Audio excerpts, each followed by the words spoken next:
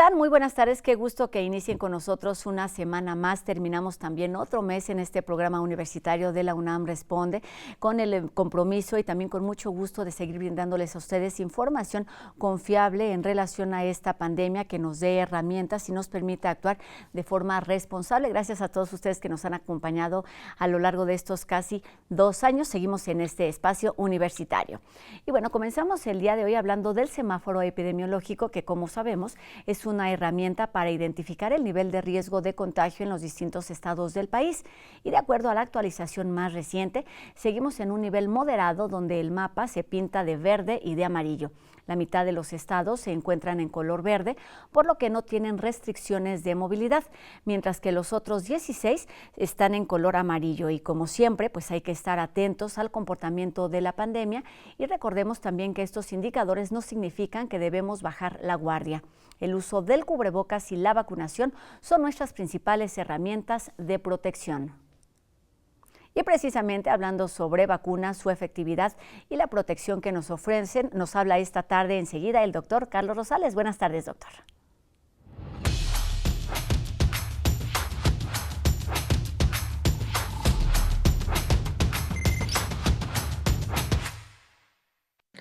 Gracias, Rosa. Muy buenas tardes. Tenemos muchas preguntas de nuestro público sobre la efectividad de las vacunas. Bueno, las vacunas se han enfocado en la producción de anticuerpos neutralizantes. Esto es, anticuerpos que se unen a la proteína S del virus e impiden que el virus infecte a las células. Desafortunadamente se ha visto que con el tiempo las personas vacunadas o infectadas van perdiendo la cantidad de anticuerpos neutralizantes.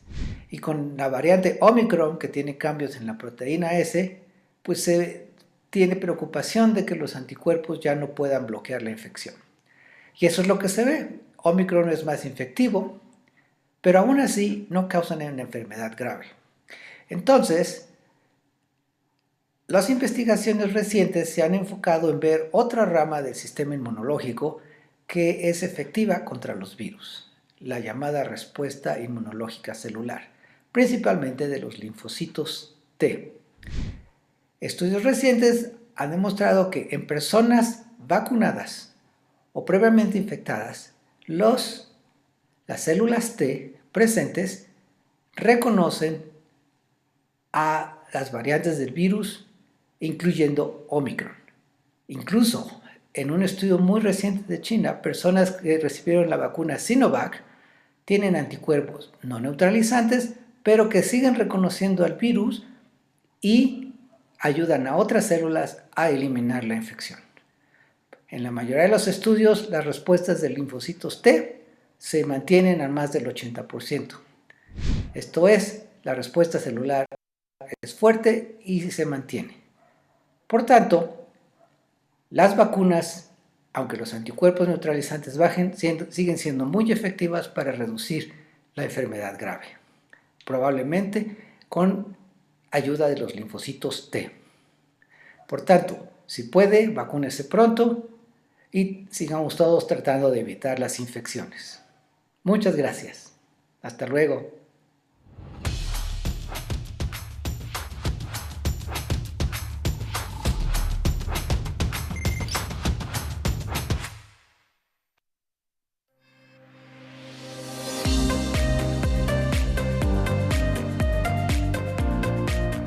Quienes ya enfermaron de COVID-19 saben lo complicado que puede ser en algunos casos vivir con las secuelas de esta enfermedad. Por ejemplo, respirar adecuadamente es uno de los problemas más frecuentes de los pacientes en post-COVID. Pues en la Inés León están trabajando un grupo de especialistas para brindar servicio de rehabilitación integral en estos pacientes. Y para darnos todos los detalles de este servicio a la sociedad en general, nos da muchísimo gusto saludar esta tarde a la maestra Ana Karen Centeno Cortés, responsable del área de atención cardiorrespiratoria de la Inés León, donde también eres profesora. ¿Cómo estás, Karen? Un gusto saludarte aquí en la UNAM Responde. Muy buenas tardes. Hola, muy buenas tardes. Mucho gusto en estar aquí. Gracias, Karen. Pues lo primero que me gustaría preguntarte es entender o conocer la diferencia entre las secuelas de COVID, de la enfermedad de COVID-19 y el llamado long COVID o COVID prolongado. Bueno, el long COVID o el COVID prolongado es tal cual las mismas secuelas, pero que han durado más de 2 meses y que persisten en los síntomas en el paciente. Y al llamar solo secuelas, bueno, podríamos hablar de una etapa inmediata después de haber sido el paciente hospitalizado o después de haber dado negativo ya, después de un positivo en la prueba de COVID y que aún tengan algunos síntomas del mismo COVID. Entonces, más que nada es el tiempo, De pero pueden ser las mismas secuelas. Oye, Karen, ¿cuál es la relación? ¿Se sabe algo sobre esto de la relación entre el desarrollo de la enfermedad grave y las secuelas o el long COVID que se presente? Bueno, en los pacientes que han tenido una enfermedad más grave o crítica o que han sido hospitalizados, se ha visto que tienen más secuelas y que puede durar por más tiempo. Y es aquí donde se presenta un poquito más el long COVID. Pero eso no quita que en pacientes que han estado leves o que incluso han sido asintomáticos puedan llegar también a tener también secuelas por mucho tiempo. Karen, aquí un tema importante. Es, digamos, común que después de que dejemos de ser contagiosos, de que se termine de ser activos con la enfermedad de COVID-19, se sigan presentando algunos síntomas. Mencionaste un tema o un punto que es importante, que es después de 2 meses es cuando ya se le considera long COVID. ¿Cuándo o en qué momento se debe acudir a otro especialista? Se ha hablado de visitar neumólogos, internistas, después de que fuimos atendidos por un médico para atender la enfermedad de COVID-19. Yo siempre voy a recomendar que de manera inmediata, en cuanto hayamos dado negativo, que ya no estemos contagiosos o que ya nos sintamos un poquito mejor, siempre voy a recomendar que asistan a un neumólogo o a un internista para hacer una valoración y ver cómo se encuentran los pulmones y el corazón. Muy bien, pues se hablan de mucho tipo de secuelas que se siguen presentando con dolores musculares, con dolor de cabeza. Hoy vamos a estar hablando principalmente de aquellas relacionadas con las vías respiratorias. Platícanos cuáles son estas secuelas que se siguen presentando después de la enfermedad. Bueno, se ha hablado en varios estudios y de manera, en mi experiencia, lo que he notado es que incluso 2 meses, 6 meses, y ya me ha tocado ver un poquito después también de un año, se han visto las secuelas principales son fatiga, disnea, que es la sensación de falta de aire, tos en algunas personas, debilidad muscular y dolor de cabeza. ¿A qué se deben estos síntomas? Es decir, ¿qué sucede en nuestro organismo durante la enfermedad que provoca que estos síntomas se prolonguen por un tiempo más amplio? Bueno, cuando nos contagiamos de COVID y llegamos, por ejemplo, a desarrollar una neumonía, esta neumonía va a dejar una infección en todo el pulmón, específicamente en una parte que son los bronquios y los alvéolos, que es justamente en esta parte donde se hace el intercambio gaseoso, es decir, donde realmente sucede la respiración. Y aquí es donde se puede llegar a depositar restos de infección, secreciones, pus, líquido. Vamos a ver, puede ser muy diferente lo que pasa en cada persona, pero eso es lo que puede pasar. Entonces, los restos de esta infección se quedan ahí depositados. Y si no somos atendidos por un neumólogo o un internista y no lo llegan a detectar a tiempo, pues estos restos de infección van a pasar los estragos después del COVID, que van a ser la representación de todos estos síntomas.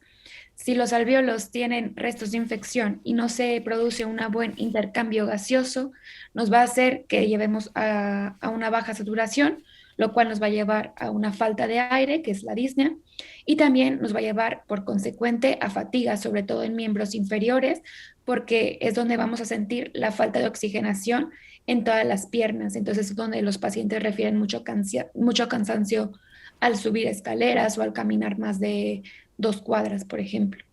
Muy bien, Karen, pues partimos del hecho de que es necesario o recomendable acudir con un neumólogo o un internista después de superar la enfermedad. En este caso, ¿cuándo se recomienda o se utiliza ya el proceso o la etapa de rehabilitación pulmonar para este tipo de pacientes y en qué casos se recomienda? Bueno, la rehabilitación la vamos a recomendar siempre que estos síntomas estén, siempre que el paciente sienta la disnea, la falta de aire o la fatiga. En cualquiera de los dos vamos donde tenemos un amplio trabajo con estos pacientes. Pueden venir directamente del neumólogo, del internista o pueden venir sin él. nada más que obviamente vamos a hacer una valoración completa y entraremos hasta donde nos compete. Habrá casos en los que obviamente tengan un problema más grave o síntomas más graves, que lógicamente ahí los derivaríamos de nuevo al neumólogo. Entonces, básicamente lo que hacemos es hasta donde nos compete, hasta donde nosotros podemos ayudar al paciente y si presenta todos estos síntomas, sin duda podemos ayudarlos y trabajar con ellos.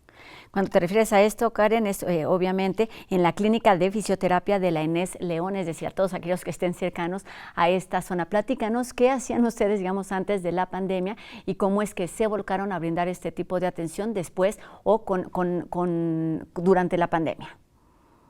Bueno, la clínica de fisioterapia ya tiene varios años. Se atendían principalmente pacientes ortopédicos, pacientes geriátricos y pacientes neurológicos. La materia de fisioterapia cardiorrespiratoria ya se viene dando desde siempre, es decir, es del área común de la carrera, todos lo hemos visto. Sin embargo, no había un área práctica, no había un área clínica dentro de las instalaciones de la Inés León y se pretendía abrir, pero lógicamente con esto de la pandemia, pues se aceleró un poco el proceso de abrir el área porque sabíamos que iba a haber la necesidad de atender a todos estos pacientes con secuelas post-COVID. Entonces, a partir del año pasado, que ya se abrió el área y que ya empezamos a atender a estos pacientes. Oye, Karen, esto es importantísimo. ¿En qué consisten las terapias que ustedes están ofreciendo? ¿Se trata de ejercicios físicos? ¿Se dan medicamentos? ¿Cómo están trabajando? Nosotros no trabajamos directamente con medicamentos, puede el paciente venir ya con sus medicamentos que le haya recomendado el médico. Lo que nosotros vamos a hacer es, como te lo mencionaba, trabajar directamente la disnea y la fatiga o la debilidad muscular. Se trabaja por medio de ejercicio aeróbico, que va de leve a moderado según las condiciones del paciente y vamos aumentando gradualmente. Esto puede ser trabajar en bicicleta, trabajar en alguna caminadora o algún otro ejercicio aeróbico. También vamos a hacer ejercicios de respiración para controlar su patrón respiratorio. Esto porque después de haber pasado por una neumonía o si el paciente fue hospitalizado, lógicamente cambia su forma de respirar. De hecho, tenemos que volver a educar al paciente a respirar porque muchas veces ya no tienen un buen patrón respiratorio y esto no les favorece a su volumen pulmonar y a su capacidad pulmonar. También podemos dar algunos instrumentos que son espirómetros o inspirómetros incentivos para mejorar y aumentar el volumen pulmonar, es decir, que entre más aire al pulmón. Y por último, la expansión pulmonar, que es que el tórax se vuelva a abrir y cerrar de una manera necesaria para dar las capacidades pulmonares. Esto porque después de la neumonía o después de la infección pierden un poco de elasticidad, por lo mismo de que cambian su forma de respirar, por lo mismo de que estuvieron ventilados mecánicamente y los músculos no se movieron adecuadamente. Entonces vamos a hacer ciertos ejercicios respiratorios y de movilización para que la caja torácica pueda tener de nuevo esa elasticidad y de las capacidades que el paciente necesita. Karen, perdón, se me fue una palabra. Te referías principalmente a 3 secuelas. Una es la falta de aire, la otra es fatiga y la última es... Debilidad muscular. Debilidad muscular. Estas 3 secuelas, estas tres afectaciones en las vías respiratorias, ¿están relacionadas? ¿Pueden presentarse solamente una o las 3 se presentan de forma alternada? ¿Cómo sucede? En todos los pacientes, y es lo curioso del COVID, en todos los pacientes son completamente diferentes. Algunos van a venir sin ninguna disnea, sin falta de aire, pero muy cansados, muy fatigados. Van a venir otros que tienen tal vez muchas secreciones, que esto no está en las principales que hemos visto, en los principales síntomas, pero vienen muy cargados de secreciones, entonces la terapia es completamente diferente. Entonces no hay un patrón en los pacientes post-COVID. Todos son muy diferentes y es por eso que les tenemos que brindar una atención individualizada a cada paciente. Karen, ¿cuál es el tiempo promedio? Vamos a ver que tienen poco tiempo de experiencia, que se sigue aprendiendo muchísimo sobre este virus, sobre la enfermedad y obviamente pues hay que tener todavía pues mucho más paciencia para entender cuáles son las secuelas y cuánto pueden durar. De acuerdo a la experiencia que ustedes tienen y a la atención que han dado durante estos meses, ¿en cuánto tiempo puede quedar rehabilitado completamente un paciente post-COVID? Bueno, completamente no lo podemos decir porque no sabemos qué es lo que va a pasar en algunos meses debido a la fibrosis pulmonar, si es que la está desarrollando. Okay. Pero en cuanto a rehabilitación respiratoria, hemos visto que entre 6 a 8 semanas el paciente puede mejorar muchísimo sus capacidades pulmonares, puede disminuir la fatiga, mejorar saturaciones, olvidarnos del oxígeno suplementario, es decir, mejorar en toda su calidad de vida, más o menos en unas 6 a 8 semanas de rehabilitación. Karen, ¿cómo además estas terapias de rehabilitación les han servido a ustedes, o si no es así, pues háznoslo saber, con respecto a la formación académica, la formación profesional que se da a los estudiantes, en este caso no sé si de medicina o qué especialidades están trabajando en esta clínica de la Inés León? Bueno, somos puros, hay fisioterapeutas. Yo creo que bastante, porque era un área muy desconocida. Yo la estudié prácticamente por curiosidad, pero sinceramente no pensaba ejercer hasta que llegó la pandemia. Entonces yo creo que sí nos ha dado un cambio drástico en la forma de cómo tomar algunas áreas que a veces dejamos de un lado, porque normalmente nos centramos más en lo neurológico, en lo traumatología, que es lo que más vemos, que son los pacientes que diario hay en la clínica. Entonces sí nos dio una vuelta completa a la forma de ver la fisioterapia y todo el campo que realmente tenemos en la rehabilitación. Karen, ¿cómo se han profesionalizado, cómo ustedes se han especializado en este tipo de terapias? ¿Qué tanto les sirve? Pues el conocimiento, obviamente, previo de formación que ustedes como fisioterapeutas ya tienen, pero vamos, algo deben saber y entender de lo que está sucediendo con esta nueva pandemia, con esta nueva enfermedad y por lo tanto con las secuelas que presenta. Bueno, yo creo que al salir de la carrera como fisioterapeutas, como licenciados en fisioterapia, sí que tenemos bastante idea de cómo es lo que está sucediendo en el cuerpo debido a la pandemia, debido a la infección del COVID-19, pero yo creo que sí es necesario tal vez alguna especialidad o profundización en el conocimiento del sistema cardiorrespiratorio para conocer mejor todos los síntomas y todas las afectaciones que deja la infección, la enfermedad. Y para seguir avanzando en este sentido, también es importante decir que pues la práctica hacia el maestro y además de todo ese conocimiento que se genera en las aulas, pues la práctica es indispensable. ¿Cuál ha sido la respuesta de los pacientes? ¿Cuánto, en promedio, cuántos pacientes atienden y cuántas personas están conformando este laboratorio, Karen? Bueno, en promedio atendemos unos 6 pacientes al día, de 6 a 8. Y perdón, ¿cuál era tu otra pregunta? ¿En qué promedio, cuántas personas en promedio atienden y cómo esto les va dando herramientas para seguir atendiendo a los otros pacientes con síntomas que van llegando? Bueno, lógicamente conforme van llegando más pacientes vamos entendiendo un poquito más la enfermedad. Yo desde mi forma, desde lo mío lo he visto que los pacientes cambian muchísimo, que no podemos aplicar un mismo protocolo. Entonces ahí con los alumnos, que son quienes atienden directamente a los pacientes que llegan a la clínica, pues se van dando cuenta que no podemos tener un protocolo escrito y ya simplemente atender al paciente post-COVID. Eso no existe, sino que tenemos que hacer una valoración completa del paciente, ver también cuáles son sus comorbilidades, si tiene obesidad, si tiene diabetes. Entonces ahí empieza a cambiar todo el juego, ¿no? Entonces tenemos que ver, siempre estar leyendo, siempre estar en constante práctica y actualizándonos para ver qué es lo mejor que podemos dar para los pacientes según las necesidades de cada paciente. Muy bien, Karen, ¿quiénes pueden acceder a estas terapias y cómo allá en la Inés León? Bueno, en realidad todos los pacientes que hayan sufrido post-COVID o no post-COVID, también pacientes que que hayan tenido neumonía, pacientes que tengan EPOC, en fin, muchas enfermedades cardiorrespiratorias, las podemos atender. Y nada más lo único que les estamos pidiendo es que tengan la pauta completa de vacunación. Muy bien, exactamente, es un servicio que se da a la población en general, no solamente a la comunidad universitaria de la Inés León. Tiene una cuota de recuperación que pueden checar en la página que está apareciendo en nuestras pantallas. También el número de las citas ha estado apareciendo en nuestra pantalla, 477-194-0800, extensión 43481. Y para terminar, Karen, danos algunos consejos, algunos tips en los que debemos estar atentos, para estar atentos a estas secuelas que se van presentando, haya sido por COVID o por otras enfermedades relacionadas con las vías respiratorias, para decidir en qué momento acudir con un especialista. Bueno, yo creo que lo que más tenemos que tomar en cuenta es nuestra respiración, qué tanto nos cuesta trabajo, por ejemplo, subir unas escaleras a partir de que tuve la infección.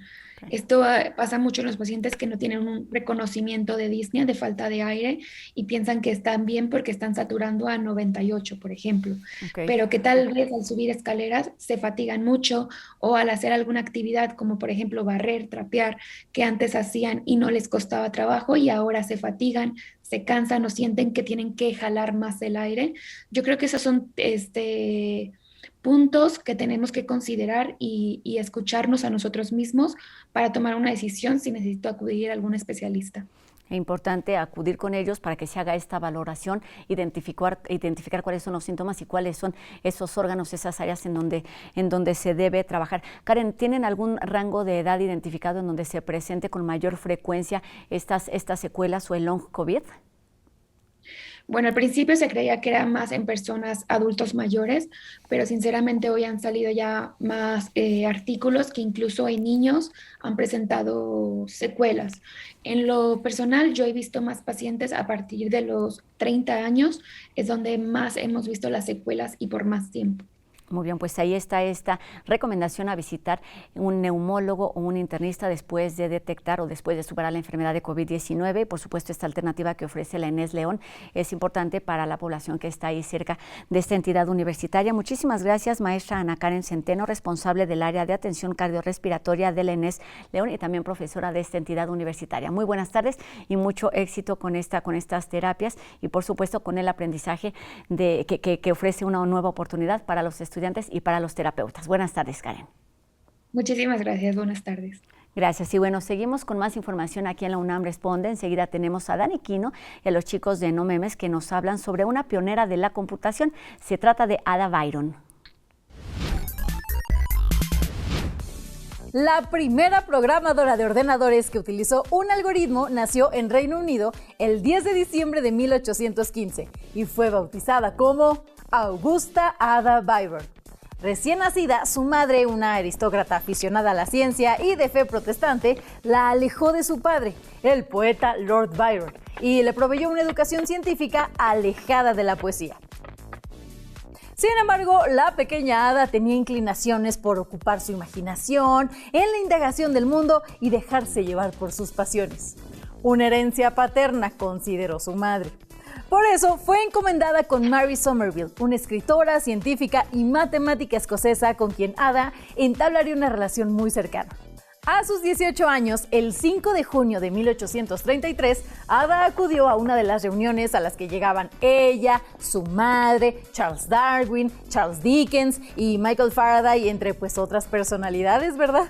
Allí descubrió una máquina creada por el británico Charles Babbage, matemático y precursor de las computadoras, la llamada máquina diferencial, que se trataba de un modelo de calculadora mecánica que calculaba tablas de funciones numéricas. Ada quedó fascinada, pero un año después se casó con un noble de apellido Lovelace y tuvo 3 hijos en 3 años. 10 años más tarde, en 1843, Ada escribió el primer artículo sobre la ciencia computacional e incluyó en él el primer programa completo de computadora. Ideó un proceso el cual altera la mutua relación de 2 o más cosas con los comandos sí, y, entonces, o, las cuales sirven hoy en día para cualquier programación. Ada se dio cuenta que este proceso podría afectar cualquier cosa, no solo números, y así sobrepasó los límites de la aritmética. También concibió una máquina capaz de analizar cualquier objeto del universo, o sea, una computadora, la cual se apoyara en un nuevo lenguaje analítico o algorítmico, al cual veía como una ciencia poética. Murió a los 36 años, víctima del cáncer de útero, y hoy es considerada la primera programadora de la computación. Gracias a Ada Lovelace, a sus notas y las tarjetas perforadas con las que las acompañó, tenemos el primer vestigio de un ordenador y de la descripción de su software. Sin Ada, muy probablemente, hoy no habría programación computacional, ni este programa, ni todo lo que se relaciona con las computadoras. Compartamos este tipo de historias que sin lugar a dudas son una alternativa para promover y para fomentar entre los niños, las niñas y los jóvenes el gusto por la ciencia y por la investigación. Y con esto terminamos nuestro programa de hoy, no sin antes invitarlos a que se pongan en contacto con nosotros a través de nuestras redes sociales. Están abiertas en todo momento. Queremos escuchar sus dudas y sus comentarios para seguir haciendo juntos este programa. Que tengan ustedes un excelente fin de semana. Nos encontramos aquí el día de mañana en una emisión más de La UNAM Responde, por supuesto 2:30 por TV UNAM. Adiós.